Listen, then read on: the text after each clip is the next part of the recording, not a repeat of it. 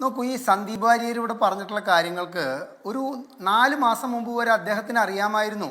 BJP-യുടെ കൊടിയുടെ കളറിൻ്റെ കളർ കോഡും BJP-യുടെ കൊടിയും വെച്ചുകൊണ്ട് AN രാധാകൃഷ്ണൻ്റെ 6 അടി ഉയരമുള്ള ഫ്ലക്സിൽ സാമൂഹിക സംരംഭകത്വ വികസന പദ്ധതി പ്രകാരം വിതരണം ചെയ്യപ്പെടുന്ന ഇരുചക്ര വാഹനത്തിൻ്റെ 46ാം ഘട്ട വിതരണം എന്ന് പറഞ്ഞിട്ട് എറണാകുളം പോലുള്ളൊരു ടൗണിൻ്റെ പ്രധാനപ്പെട്ട കവലകളിലെല്ലാം ബോർഡ് വെച്ച കാര്യം ഒരു 4 മാസം മുമ്പ് ഞാനൊരു 6 മാസം മുമ്പ് കണ്ടിട്ടാണ് എൻ്റെ മകൻ്റെ ഭാര്യ ഈ ഒരു കാര്യവുമായിട്ട്. അത് ഞാൻ പിന്നീട് പറയാം.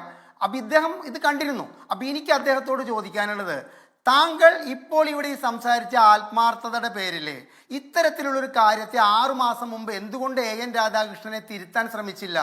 ഞങ്ങളോടൊക്കെ, അതായത് ഈ BJP വഴി, അതായത് AN രാധാകൃഷ്ണൻ വഴി ഇത്തരത്തിൽ പൈസ വാങ്ങിയവരോടൊക്കെ പറഞ്ഞിരിക്കുന്നത് BJP-യുടെ കേന്ദ്രത്തിലെ വനിതാ വികസനവുമായി ബന്ധപ്പെട്ടിട്ടുള്ള ഏതോ ഫണ്ട് കെട്ടിക്കിടക്കുന്നുണ്ട്. ആ ഫണ്ട് സ്ത്രീകളെ മുഖ്യധാരയിലേക്ക് കൊണ്ടുവരാൻ വേണ്ടി ചെലവാക്കുക എന്നൊക്കെയാണ്. അത് വാക്കാൽ പറഞ്ഞിട്ടുള്ളതാണ്, അതവിടെ തെളിയിക്കപ്പെടാൻ പറ്റില്ല. പക്ഷെ ഫ്ലക്സിൽ അടിച്ചിട്ടുള്ള വാക്കാണ് ഞാൻ പറഞ്ഞത്, സാമൂഹിക സംരംഭകത്വ വികസന പദ്ധതി. അപ്പോൾ 6 മാസം മുമ്പ് ശ്രീ സന്ദീപ് വാര്യർ ഇതൊന്നും കണ്ടില്ലേ?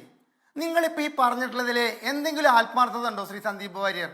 കാരണം നിങ്ങളിപ്പോൾ BJP-യിലാണെങ്കിൽ ഇവിടെ പങ്കെടുക്കുക AN രാധാകൃഷ്ണൻ ചെയ്തിട്ടുള്ള ഈ അങ്ങേയറ്റം തെറ്റായ ഒരു പ്രവണതയെ ന്യായീകരിക്കാൻ വേണ്ടിയാണ് എന്നുള്ളതാണ് ആഷ്മി എനിക്ക് പറയാനുള്ളത്. ഞാനിത് പറയാതെ പോയി കഴിഞ്ഞാൽ കേരളത്തിലെ 10,000-കണക്കിന് 24-ന്റെ പ്രേക്ഷകർ എന്നോട് ചോദിക്കുന്ന ചോദ്യം ഇതായിരിക്കും: ഇത്തരം സന്ദർഭങ്ങളിൽ ഇങ്ങനെ ചോദിക്കണ്ടേ? കാരണം രാഷ്ട്രീയക്കാർ അവർക്ക് ഇഷ്ടപ്രകാരം തരം മാറുന്നു. അപ്പോൾ അവർ അതുവരെ ഉണ്ടായിരുന്ന രാഷ്ട്രീയ പാർട്ടിയെ തള്ളി പറയുന്നു.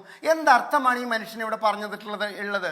BJP-ക്ക് ആളെ കൂട്ടാനും BJP-ക്ക് വോട്ട് പിടിക്കാനും 17ാം വയസ്സ് മുതൽ തട്ടിപ്പ് കേസിൽ പ്രതിയായ ഒരു വ്യക്തിയോട് കൂട്ടുചേർന്നുകൊണ്ട് ഇത്തരം ഒരു 2 വീലർ വിതരണ പദ്ധതി BJP-യുടെ സംസ്ഥാന ജില്ലാ നേതാക്കൾ ആരും അറിഞ്ഞിട്ടില്ല.